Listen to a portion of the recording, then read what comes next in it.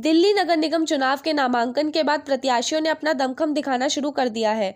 सभी प्रत्याशियों ने जीत की हुंकार भरते हुए चुनाव प्रचार में अपनी ताकत झोंकनी शुरू कर दी है। चुनाव प्रचार के इसी फैसले में वार्ड 232 से बीजेपी प्रत्याशी प्रमोद गुप्ता ने अपना कार्यालय का उद्घाटन किया। बड़ी संख्या में समर्थकों ने गर्मजोशी के साथ भाजपा प्रत्याशी का स्वागत उन्हें आगामी निगम चुनाव में जीत का भरोसा दिलाया। इस मौके पर भाजपा प्रमोद गुप्ता पूरे जोश एवं उत्साह के माहौल में दिख रहे हैं। कार्यक्रम की शुरुआत हवन पूजा करके की गई। कार्यालय के उद्घाटन के दौरान भारी संख्या में क्षेत्र के जनता और बीजेपी कार्यकर्ता मौजूद रहे।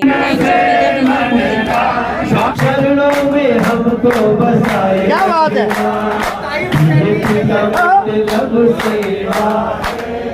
वो क्या कर रहे हैं, वो ताहिर हुसैन जब ये बिहार सहित इस पूरे जमुना पार की खुशियों का भी उद्घाटन, हमारे इस पंक्ति के अर्थ को आप समझ जाएंगे अगर पीछे दो साल का इतिहास समझेंगे।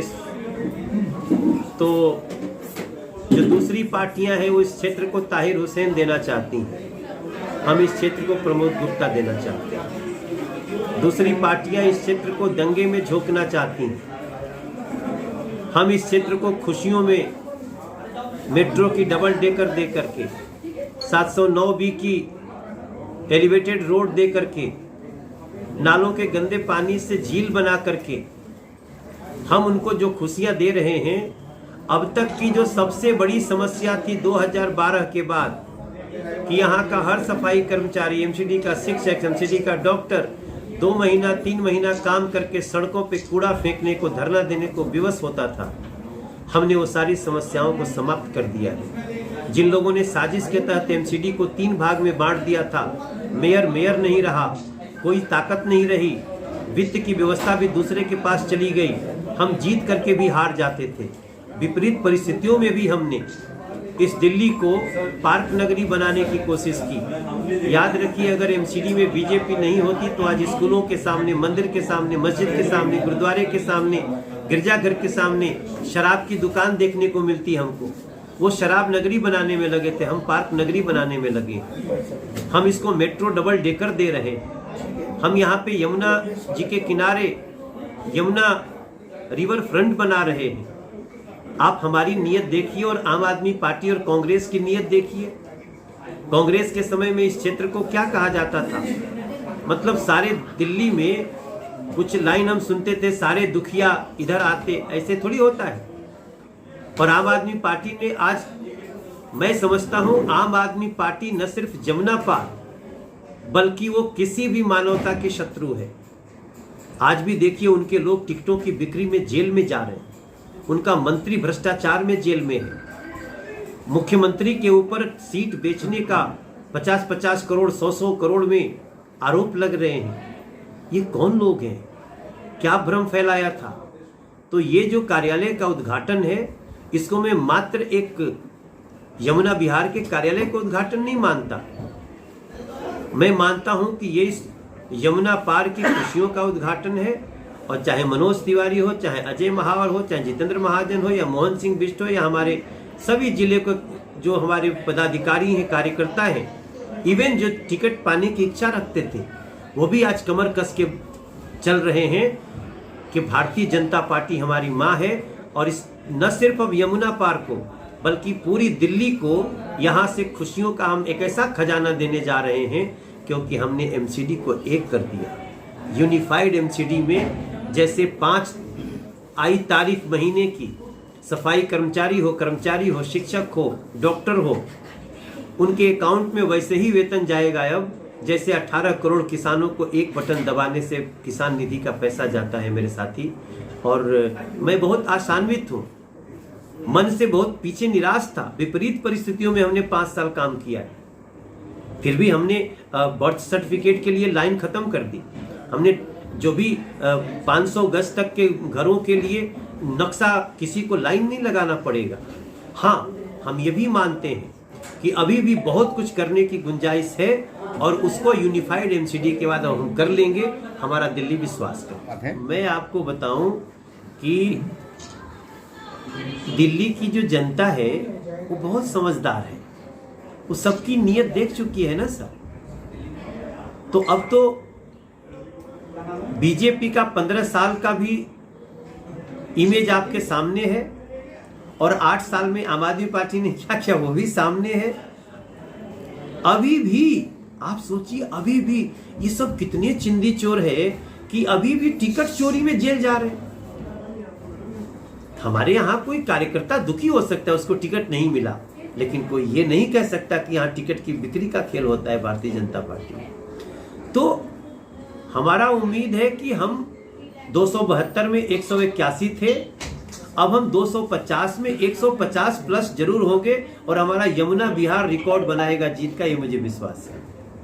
भ्रष्टाचार के आरोप के दलदल में जिस प्रकार से आम आदमी पार्टी फंसी हुई है, न केवल शराब घोटाले पर, न केवल क्लासरूम घोटाले पर, डीटीसी पर, जल बोर्ड पर, टिकट बेचने में भी उनकी बहुत सारी विसंगतियाँ सामने आई। केस दर्ज हुआ है और आपको पता है गिरफ्तारियाँ भी हुई हैं उनके मॉडल टाउन के विधायक के साले साहब हैं और भांजे साहब हैं उनकी। तो मेरा ये मानना है कि जो लोग खरीद कर ला रहे हैं वो सेवा नहीं, वो भूल ये गए।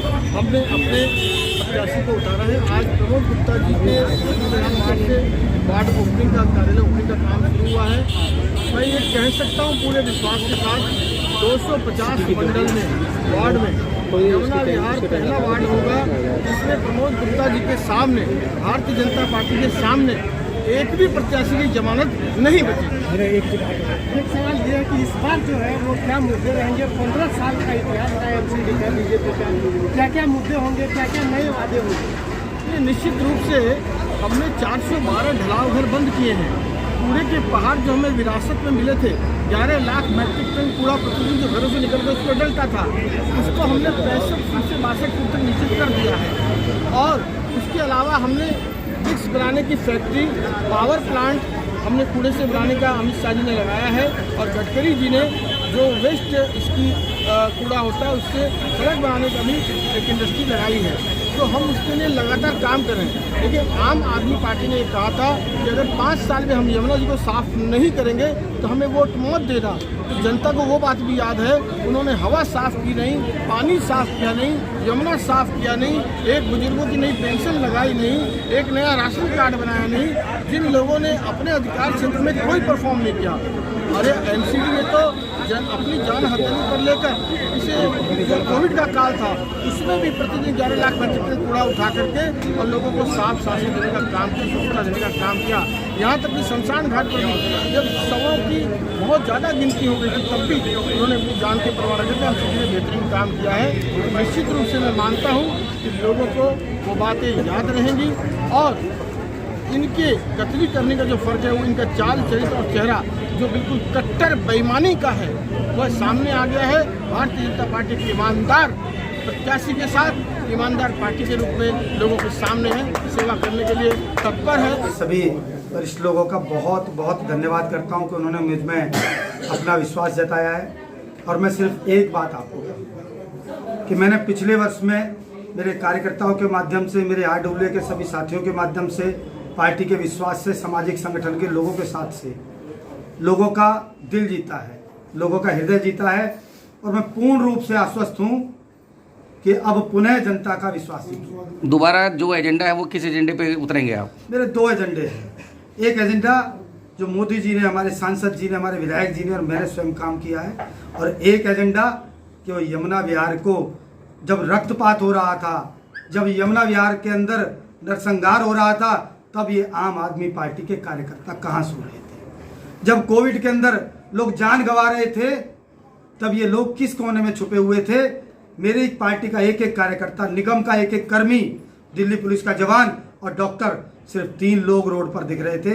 दिल्ली सरकार पूरी तरह से नदारद थी, पूरी तरह से सोई हुई थी। मैं सिर्फ यही कहूँगा आपके माध्यम से, जो भी सुन रहे हैं, कि जो भी वोट मांगने आए आपके पास गली में, एक बार उससे जरूर पूछना कि भाई आप कहाँ थे जब हम संकट में थे? तब कहाँ थे जब हम पर लोग पथराव कर रहे थे? तब आप कहाँ थे? बस यही मेरा एक प्रश्न।